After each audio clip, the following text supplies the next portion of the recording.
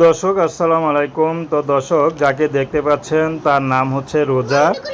রোজার বিয়ে হয়েছিল, একটি সন্তানও আছে, কিন্তু রোজার ডিভোর্স হয়ে যায়।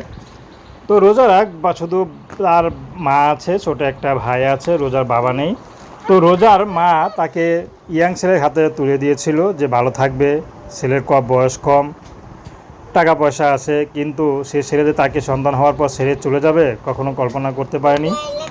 তো রোজা এখন খুবই কষ্ট করছে। তো রোজা এখন জিজ্ঞেস করা হয়েছিল আপনি কার পরিবর্তে বিয়ে করবেন।